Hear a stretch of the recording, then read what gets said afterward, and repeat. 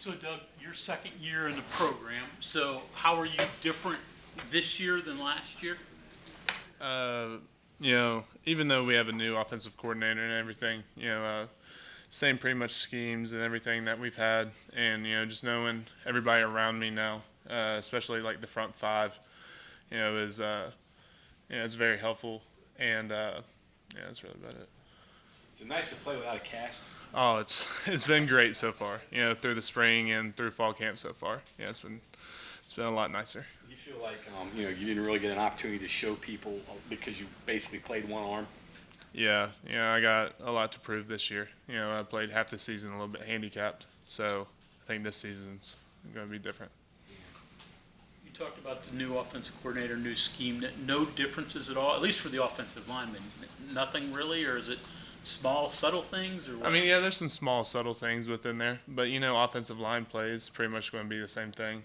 Everywhere you go, it's just learning the new calls, or there's a little bit new schemes in there, but not too much. Why is this offensive line going to be better than it was last year? I think our chemistry is just so much better up front. You can tell the room has changed a lot. Since I got here, last winter or 2 winters ago. I mean, just the chemistry within there. We're all so close now, and we all work so hard together throughout the off season. I think it's just a whole different room. Growing up in West Virginia, what does the Backyard Brawl mean to you? What do you remember watching it while growing up, and what are you looking forward to? To be honest, growing up, didn't watch it too much. Grew up down in the southern part of the state, and was a little bit of a Ohio State fan growing up and a Marshall fan. So really didn't know too much about it. I just know it's a big rivalry.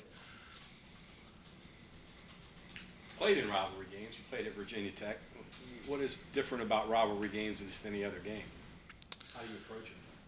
Yeah, you got to approach it the same way, but, there's a little extra chip on your shoulder, that they just think they're better than you. And, it just gives you a little bit more of an edge to go out and just practice that much harder for a rivalry game. Has there been a certain buzz around the team leading up to it, knowing that this is the first game of the season? Oh, yeah, there's definitely, we've had the countdown for it, ever since 200 and some days. So we've definitely been looking forward to this one. Adjustment for you with a new tackle beside you this year? Are you used to it yet, or is it still a work in progress? Right now we're still working on it. I still got 2 different people beside me fighting for the position and everything. I think they're both doing a great job, and I think it's a really tough competition between them right now. And, there's a few things they do different, so having to adjust to those a little bit depending on who's beside me. But besides that, I think they're doing a great job. You communicate to them, or they communicate to you?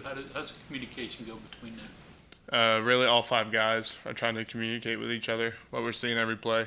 So, we're always trying to communicate. Those 2 guys, Jaquay and Brandon, what are the nuances? How are they different? Quay's a little bit of a bigger body. He got longer arms, and it shows a little bit in the pass game.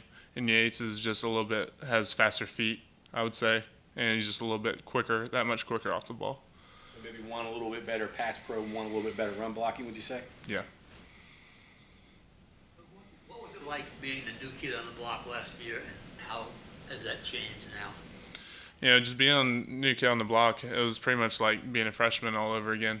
Trying to gain everybody's trust, showing everybody that I deserve to be here, deserve to play and stuff. And now, pretty much us just taking over the O-line. All 5 of us trying to take over the offense, just trying to get what we need to be done. Committer mentioned it was kind of the focus of the guys as a group get a little bigger. I'm not sure that's the case for you. Did you feel like you needed to get any bigger? I know some of the guys around you felt like they did. Not any bigger per se, but I definitely needed to lower the body fat percentage, which I did, and really just maintain weight, which is what I did throughout the off season. I know in James's case, he felt like he needed to be a little bit heavier to get a little more push. Right. And so your deal, you're okay with where you're at? Yeah, I'm sitting about like 320, and that's what I was all throughout the season and everything. So to maintain that weight and just lower that body fat percentage was mainly my goal. Can you, through the year, I mean, I know August 1st is different than November or whatever. Do you keep it throughout the year, or do you have to work pretty hard to stay where you're at 320? Yeah, it takes a little bit of work, working with Haley and Coach Mike, trying to maintain that weight, making sure hydrated and eating enough. So really it's just working with Haley and Coach Mike. But across the board, from tackle to tackle, you guys are bigger than you were last year? Yeah, I would say so. We've all put on some weight, some good weight.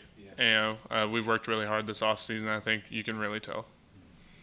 You have all the freshman teammates coming into camp. Do each one of you all, the veterans, kind of split up a guy to take under your wing a little bit? How do you all help them get comfortable, learn those first lessons? Yeah, I would say it's more of like, the O-line is more of a unit. So, everybody's in there is trying to help them out. Even the young guys, not even just the first-year players. I would say it's everybody in the room just trying to help everybody out. Like even during practice, if we see, hey, your step was too short on this play, you miss with your hands on this play, like we'll communicate with each other no matter who it is, really. Is that a grind for them to get through? I mean, watching your drills, there's so many things that are 2 steps, 3 steps, 1 snap of the ball, just those first things. Is that tough, and does that make you really anxious to get into full-scale scrimmage where you can go and actually execute the entire play? Oh, yeah, it's definitely a struggle. O-line work is just really just trying to get those fundamentals down to where you really can't mess up. It's a repetitive process, but once you get those repetitive things that we do each and every day, it helps us a lot throughout the games and scrimmages. Of the new and different things you worked on last year, you played a lot of the season next to a true freshman too. Mm-hmm. What was it like working on Wyatt last year and trying to be a good influence on him at that spot? Yeah, so I've known Wyatt since we were 6 and 7 years old, so it really wasn't that much of a hassle to be alongside him, and we played together in high school, so we knew each other. But the main thing was just just giving him any tips that I could, helping him out when I could, and during the games, just always trying to communicate with him and make sure that he understood his assignment and what I had to do as well. It's not the same now, but like the competition at right tackle is you're kind of, I don't want to say you're in charge of it, but like you're going to have a lot of shaping from one play to another in practice on what those guys do. Do you find any similarities about trying to help those guys along in those kind of new positions for them? Right. Yeah. I mean, it's a very similar thing. I don't know if Yates has ever played on the right side. I know Quay is pretty new to it as well. So also just relaying to them, what we have that play or what they have, trying to make sure that they understand and that there's no confusion up front. You find it kind of amazing that there's 5-man offensive line and 3 of you might be from West Virginia? Yeah, I think it's a really special thing, honestly. How do you think that happened? I mean, that 3 guys from within the state who, doesn't produce very many Division I players would wind up together with maybe the team on their shoulder. Yeah, I don't know. I mean, it's been great to have those 2 other guys in there with me. Frage is awesome to live with him, and Wyatt grown up with. So just to see all 3 of us from the same state, especially West Virginia, is just something special, I'd say. Who's the hardest guy on the defensive line block? I'd say it has to be Dante. Yeah, for How sure. have you seen him get better? I know we keep hearing. What do you see from having to block him every day? So throughout the fall, just this fall camp, he's reading the offense a lot better. So, just noticing little things like, hey, your stance is more staggered this time, or even just the finer details he's getting a lot better at. And, his quickness off the ball is just next level. And it's pretty tough to block him whenever he's rolling that day. Doug, you talked about West Virginia guys, but I mean specifically Spring Valley guys. What is it about it? I mean, you go through Grayson and Corbin now. What is it that has helped that your high school, produce so many? Yeah, I think it was just just the one person that started it all. Riley Locklear, whenever I was there, really got the ball rolling for us and got a lot of eyes there.